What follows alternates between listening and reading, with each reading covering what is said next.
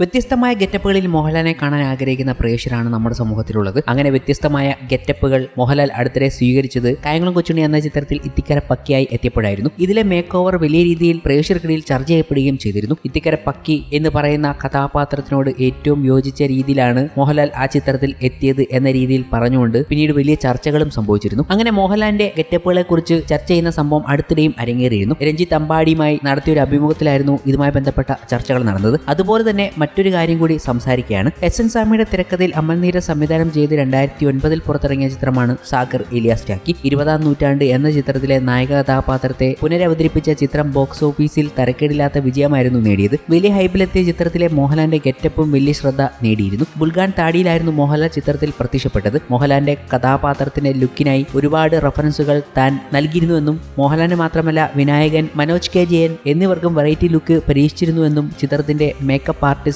രഞ്ജിത്ത് അമ്പാടി പറയുന്നുണ്ട്. ഒരു അഭിമുഖത്തിൽ സംസാരിക്കവെയാണ് അദ്ദേഹം ഈ കാര്യങ്ങളെക്കുറിച്ച് ചർച്ച ചെയ്തത്. അമലേട്ടൻ അങ്ങനെയുള്ള സ്റ്റൈലിഷ് സിനിമകൾ എടുക്കുന്ന ഒരാളാണല്ലോ. ലാലേട്ടന്റെ കഥാപാത്രം മാത്രമല്ല, അതിൽ വിനായകന്റെ ക്യാരക്ടറിനൊക്കെ ഞങ്ങൾ ഒരു പ്രത്യേക രീതിയിൽ ബ്ലേഡ് ചെയ്തിരുന്നു. മനോജ് ഏട്ടനും ഗെറ്റപ്പിൽ മാറ്റം കൊണ്ടുവരാൻ ശ്രമിച്ചിട്ടുണ്ട്. കാരണം അമലേട്ടന്റെ സിനിമയാകുമ്പോൾ ഒരു സ്റ്റൈൽ ഉണ്ടല്ലോ. ഞാൻ കുറെ റെഫറൻസ് ഒക്കെ കാണിച്ചു കൊടുത്തു. അങ്ങനെയാണ് ലാലേട്ടന്റെ ബുൾഗാൻ താടിയിലേക്ക് എത്തിയത്. അതിനായി ലാലേട്ടൻ തന്നെ ഒരു ഫോട്ടോ കാണിച്ചു തന്നിരുന്നു. എന്നാൽ അതിൽ കുറച്ചുകൂടി വലിയൊരു ഗെറ്റപ്പ് ആയിരുന്നു, വിരുമാണ്ടിയൊക്കെ പോലെ. അതിന് വിരുമാണ്ടിയൊക്കെ ആയിട്ട് ഒരു കണക്ഷൻ വരുന്നത് കൊണ്ടാണ് അത് മാറ്റിയിട്ട് നമ്മൾ ഇപ്പോൾ കാണുന്ന ഒരു ഗെറ്റപ്പ് തീരുമാനിച്ചത്. മോഹൻലാലിന്റെ ആ ഗെറ്റപ്പ് അന്ന് വലിയ രീതിയിൽ തരംഗവുമായിരുന്നു. അതേസമയം മറ്റൊരു ഗംഭീര ഗെറ്റപ്പിലാണ് മോഹൻലാൽ ഇപ്പോൾ അഭിനയിച്ചുകൊണ്ടിരിക്കുന്ന എമ്പുരാനിൽ എത്തുന്നത്. മലയാളത്തിന്റെ തന്നെ ഏറ്റവും വലിയ ചിലവേറിയ സിനിമ എന്ന ഖ്യാതിയോടുകൂടി എമ്പുരാനിൽ മോഹൻലാൽ അഭിനയിച്ചുകൊണ്ടിരിക്കുകയാണ്. ഖുറേഷി എബ്രഹാമായും സ്റ്റീഫൻ നെടുമ്പള്ളിയായും എത്തുമ്പോൾ ആ ഗെറ്റപ്പിന്റെ വലിയൊരു ഫാനാണ് ഇപ്പോഴത്തെ പ്രേക്ഷകരും. ഈ അടുത്തിടയ്ക്ക് ആ ചിത്രത്തിലെ മോഹൻലാലിന്റെ ഗെറ്റപ്പ് ഒക്കെ വലിയ രീതിയിൽ വൈറലായിട്ടുണ്ട്. കൂടാതെ മഹേഷ് നാരായണൻ സംവിധാനം ചെയ്യുന്ന മൾട്ടി സ്റ്റാർ ചിത്രത്തിൽ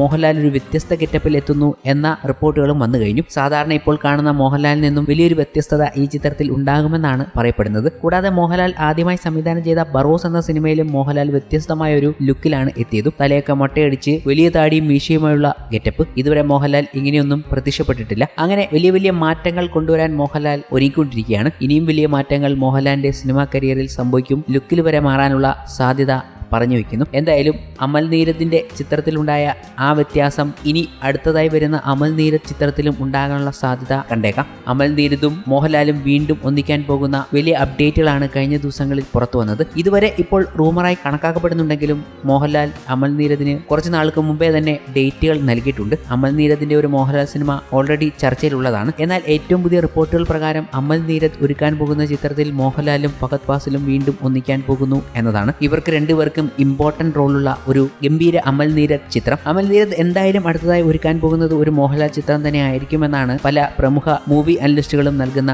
റിപ്പോർട്ടുകൾ. എന്തായാലും അമലിന്റെ ഉടൻ തീർക്കാനുള്ള ചില കമ്മിറ്റ്മെന്റുകളും മോഹൻലാലിന്റെ ഡേറ്റും ഒക്കെ ചേർന്ന് വന്നാൽ ഈ ചിത്രം ഉടനെ തന്നെ സംഭവിച്ചേക്കാം എന്നതാണ് അവർ നൽകുന്ന വിവരങ്ങൾ.